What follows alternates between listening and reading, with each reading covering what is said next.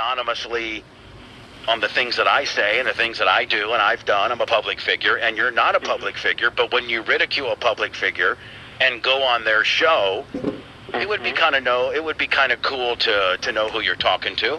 It certainly is a plus, and it certainly is refreshing for somebody to be a troll. Well, you know who you're talking to. I mean, you have you investigated by your SPD buddies. I mean, that was a really fun thing, to be honest with you. I mean, I enjoyed that.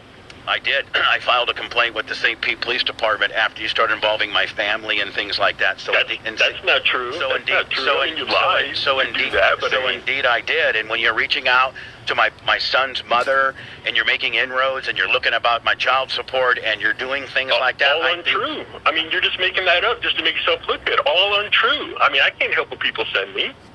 You know that. Didn't the detectives tell you that? Is that what we're going with? I can't help what people send me. Does that make it right to publish stuff?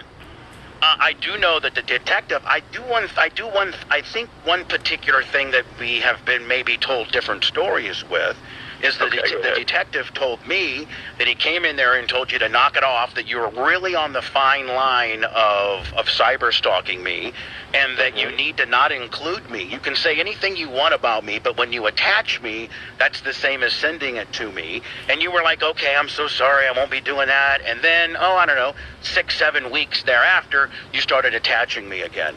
Because you don't I just think, kept you included, but hold on. Did the detective not tell you to stop attaching me? No, he told me I had free speech. He said it'd be in my best interest to leave you alone while the investigation was going on, which I did. I mean, besides the text messages I gave you, which, he wasn't too happy about, but obviously it all worked out good in my favor. So here I am, and there you are, so no worries. No, I guess you're right. I mean, they looked into it, and they said, if he continues to do it, come back to us. And you've continued to do it, but I didn't go back to them.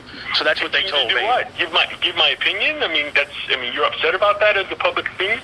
No, I think when you're showing hacked messages and a bunch of stuff that you've shown, I don't think... Nothing's been hacked. Nothing's been hacked. Can you prove they've been hacked? You can't. Obis, I can. And it's all part of pursue that. Just like you threatened me with the FBI. Pursue it then. I'm sorry. I'm sorry.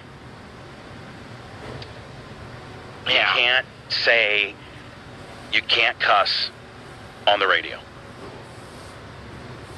You cannot say the FS. You cannot say that on the radio, buddy.